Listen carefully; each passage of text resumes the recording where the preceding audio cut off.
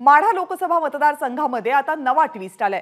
दिवंगत नेते गणपत देशमुख यांचे नातू डॉक्टर अनिकेत देशमुख माढा लोकसभेसाठी अपक्ष उमेदवारी अर्ज दाखल करण्याच्या तयारीत आहेत। जेव्हा उमेदवार नव्हता तेव्हा शरद पवारांनी आमच्या नावाची चर्चा केली, पण निष्ठावंत उमेदवार असताना सुद्धा भाजपकडून उमेदवार आयात करून आमची फसवणूक केली असा आरोप अनिकेत देशमुख यांनी केलाय। दरम्यान त्यांच्याशी बातचीत केली आमचे प्रतिनिधी सुनील दिवाण यांनी।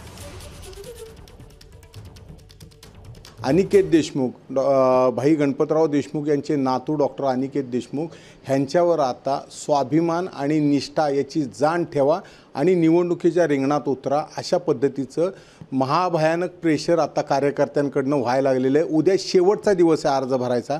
आपल्यासोबत डॉक्टर साहेब आहेत। डॉक्टर, काय परिस्थिती आता? उद्या तर अर्ज भरायचा शेवटचा दिवस आहे। ह्या महाविकास आघाडीमध्ये आम्ही सातत्याने आमच्या परीने खारीचा वाटा असेल ना, पण आम्ही निष्ठेने दिलेला आहे आणि आत्तापर्यंत सातत्याने आबासाहेबांनीही अशा पद्धतीने साथ दिली होती। आम्हीही द्यायच्या भूमिकेमध्ये होतो आणि ज्यावेळेस ह्या आघाडीकडे उमेदवार नव्हता त्यावेळेस आम्ही ह्या सर्व गोष्टींची मागणी केली होती आणि त्या परिस्थितीमध्ये विरोधी गटातून उमेदवार आणून तुम्हाला इथं बसवणं चालतं, पण जिथं इथं लोक निष्ठेने काम करतात त्या लोकांना तुम्हाला संधी द्यावीशी नाही वाटत, ही आमची खंत आहे। शरद पवारांकडनं फसवणूक झाली असं वाटतं?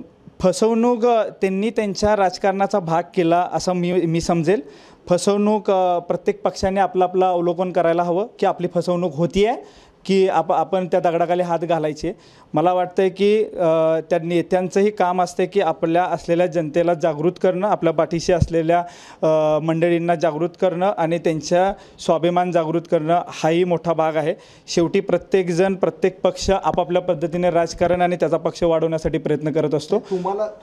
त्यामुळंच म्हणतोय की प्रत्येकाची भूमिका ही आपापले पक्ष वाढवण्यासाठी असते।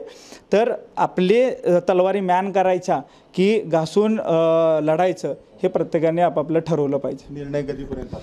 निर्णय हा निश्चितच आज संध्याकाळपर्यंत होईल, कारण का उद्या फॉर्म भरायची तयारी आम्हाला करावी लागेल। या सर्व गोष्टींना पाठिंबा सर्वांनी दिला तर आम्ही निश्चित या सगळ्या गोष्टींचा विचार करणार। कॅमेरामन सचिन जाडेसह सुनील दिवाण, एबीपी माझा। एबीपी माझा, उघडा डोळे बघा नीट।